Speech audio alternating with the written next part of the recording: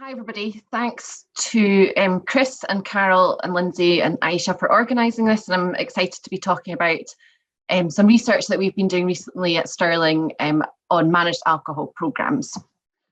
So I'm going to talk about two studies, one of them in a lot more detail because the second one is around COVID and we've just finished it. So the main study I'm talking about was completed early this year, or kind of last year, and was funded by the Chief Scientist Office and was a 6-month catalytic grant. And just to note that we were working with Salvation Army and Turning Point Scotland and gained ethical approval from these organisations for the studies. Just to make a note of who the team was, so I'm presenting today, but it's on behalf of a wider team led by Tessa Parks at University of Stirling, along with Katrina Matheson, also at Stirling, Bernie Polly at University of Victoria in Canada, and Tanya Brown at University of Stirling. And just also to note that Bernie is kind of the world leading expert on maps, so she was an excellent asset in our team. So just a kind of bit of background, I know everybody's familiar with alcohol and alcohol research, but just to contextualise this study and why we did it.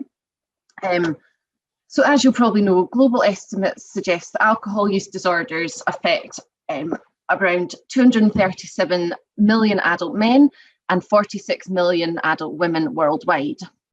And harmful use of alcohol resulted in approximately 3 million deaths worldwide in 2018, which is about 5% of all deaths. And in Scotland, rates of alcohol use and alcohol-related harm are high, and there was more than 1,000 deaths this year, with a slight decrease from last year. Alcohol use disorders, so kind of a dependence on alcohol, are not equitably spread across the population, and studies estimate a mean prevalence among men who are homeless of around 38%, but figures for women are less certain. Alcohol use disorders and homelessness are really closely connected to complex social and structural processes and policies that create extreme social inequalities, poverty, and adverse life events. So people who are experiencing homelessness are more likely to experience significant harms associated with their alcohol use, including acute harms like alcohol poisoning and seizures, chronic health conditions like liver disease and cancers, premature death, poor mental health, assault and injury, and almost inevitable social exclusion. And often abstinence-based interventions for this group are really challenging for a range of reasons, so harm reduction approaches are essential. So managed alcohol programmes are a type of alcohol harm reduction, specifically for people who are homeless. Within these programmes, alcohol is provided in measured, regular doses throughout the day. They've been developed in countries like Canada and Ireland, for people who are experiencing both homelessness and alcohol use disorders, who find it really hard to engage with higher threshold services. And other countries like Australia and Scotland are now working on pilot implementation. So studies in Canada have been running for about the last 10 years, and they've showed really positive results. So participants experience fewer withdrawal seizures, they have reduced alcohol-related harms, there's improvements in relationships, quality of life, well-being and safety. They have a lower alcohol intake and use of less harmful types of alcohol, like non-beverage alcohol. They can retain their housing throughout the study period, and they have less harmful patterns of use, alongside evidence of cost benefits. And MAPs have been described by participants as a safer physical environment and as places for healing and reconnection.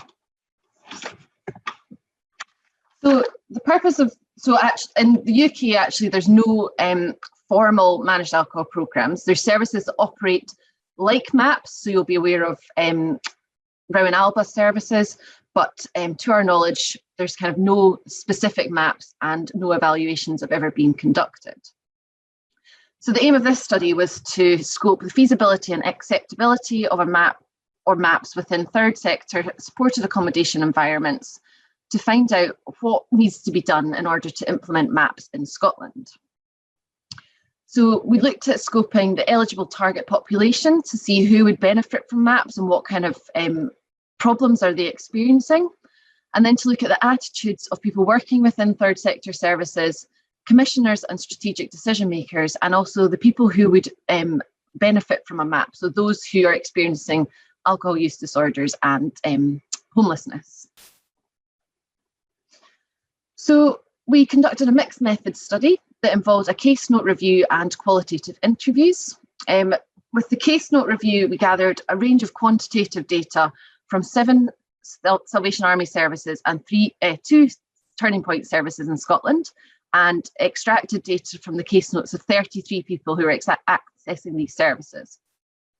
So we gathered data on age, gender, housing status, people's alcohol use, so how much they were drinking, the types of alcohol, their experience of treatment, including detox, their hospital admissions, physical mental health problems, cognitive impairments, and things like drug use as well. And all of the information was entered onto a spreadsheet and then analysed in SPSS. And then we also conducted interviews with 29 people. 12 were strategic level informants, so these were like NHS, government, and kind of senior management within third sector services. We also conducted interviews with 8 staff within the Salvation Army and Turning Point services, and then 9 interviews with people who would meet the eligibility criteria for MAPs. So these interviews explored the current situation of alcohol use, what people thought about current service provision, the needs of the target population from their own perspective and also from those working in the field, and also whether people thought MAPs would be a useful thing in Scotland. We used 3 vignettes to explore the differences because we were aware that MAPs were maybe something people didn't know about because they're kind of not here in Scotland, so it was kind of hard to consider your views if you don't understand them or know what they involve. So we used these vignettes as part of the interviews, and all of the interviews were audio recorded, transcribed, and then analysed using framework method in Vivo, which is just a method of doing a kind of qualitative thematic analysis. So in terms of the case note review, so we found lots of kind of really complex health and physical and mental health conditions. So the majority of participants were men and aged between 30 and 49 years. About half had physical health problems and included things like respiratory problems, joint and nerve pain, infectious diseases and things like that. And 97% had reported mental health problems, with depression, anxiety and post-traumatic stress disorder being the most common. 79% used alcohol every day, with some people using between 10 and 50 and others using more than 100. Wine and spirits were the most commonly used, and 75% experienced daily withdrawal symptoms, and 15 people of the 33 had experienced at least seizures at least weekly. A third had been in alcohol treatment previously, and 2/3 had had alcohol detoxes. Around half had previous hospital admissions for their alcohol use, and cognitive impairments were reported for about 30%. And also just to note that 58% of people used drugs as well as alcohol, with heroin, benzodiazepines, cocaine, crack cocaine, and cannabis being the most common. And we looked at the associations between drug use and alcohol use, and found no association between daily units and the use of particular drugs. And in terms of the interviews, we found quite more than these 3 themes, but given the time constraints today, I'm just going to talk about these. And these are the ones that feature in a paper that we published earlier this year that I'll share the details of at the end. So in terms of the need for MAPs, participants talked about the high rates of alcohol use generally in Scotland, the high levels among this particular group, and the associated harms people experience. The focus on drug-related deaths in Scotland meant that participants felt that alcohol harm reduction approaches were lacking, particularly for people who are homeless.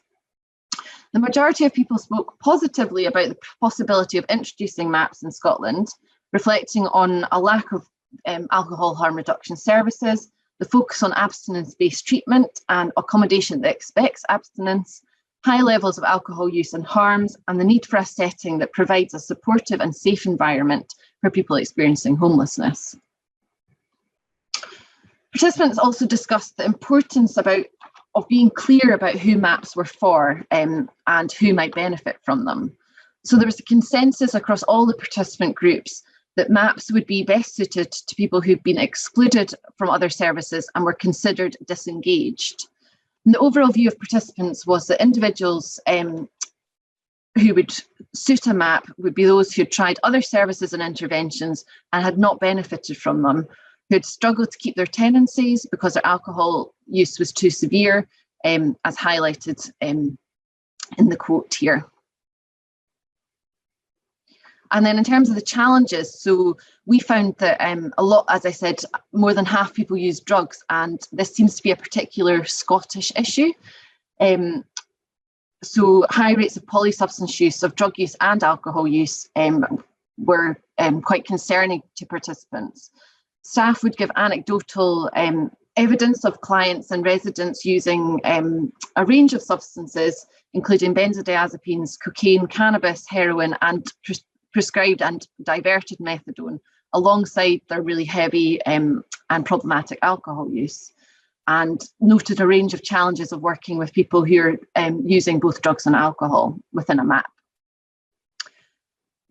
So our kind of conclusions from our study are that those in the target population have high rates of alcohol use and also associated physical and mental health problems, and also really high and concerning rates of drug use.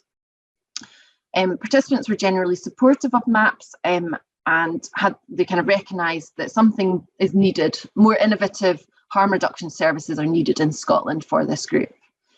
Participants were clear that MAPs would be valuable for people who had exhausted all other treatment options and needed alternative approaches. And high rates of alcohol and drug use among this group were viewed as particularly concerning and needed to be considered when developing services. Just to say thank you to our research advisory group who were really helpful within the study. So Carol featured on that, along with Alex Dunedin, John Budd and Ian Smith. And also obviously thank you to Salvation Army Turning Point and all of our participants, because without them we wouldn't have been able to find such interesting things. And then just to say also that in the last few months we received funding again from the Chief Scientist's Office to, as part of their rapid COVID-19 research grants, to explore the potential of MAPs to reduce the risk of coronavirus for people who are experiencing homelessness and severe alcohol use. So the aim of the study was to develop and implement MAPs and evaluate them, but unfortunately we soon discovered that this wasn't going to be possible within 6 months.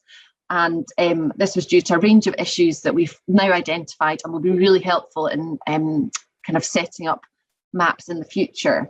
So things like clinical governance, NHS ethics, licensing, staff training and buy-in, eligibility, provision of alcohol or purchasing of alcohol were all things that were flagged whilst we were developing the study, but also by our participants.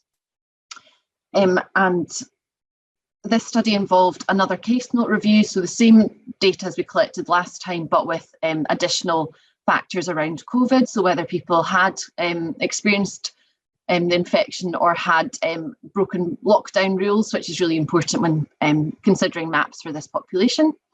And then we also conducted 40 interviews with stakeholders, Salvation Army, service managers, frontline staff and clients.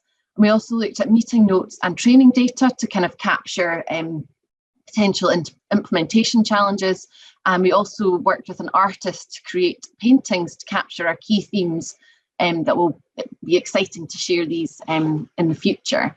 And just to say that, again, the study was led by Tessa, and we worked with a few other people, including Peter McCulloch, Wendy Masterton, Hazel Booth, Tanya Brown and Josh Dumbrell. The study ended last month, so we're kind of in the process of writing everything up to publish it within briefings, blogs and academic journals, and we hope that we'll be starting dissemination in early 2021. In terms of dissemination, we've kind of started things. Tessa and I have worked, and Tanya have worked on a couple of blogs in the conversation and the campaign for social science. And as I said, we published a paper in I think it was October, looking at the findings from our first study, and we're hoping to publish another purely qualitative paper that goes into much more detail about the challenges and barriers that were noted in our initial study that are also really helpful for considering implementation. So that's me. Thanks for listening, and if there's any questions, I'm happy to answer them. Thank you so much, Hannah.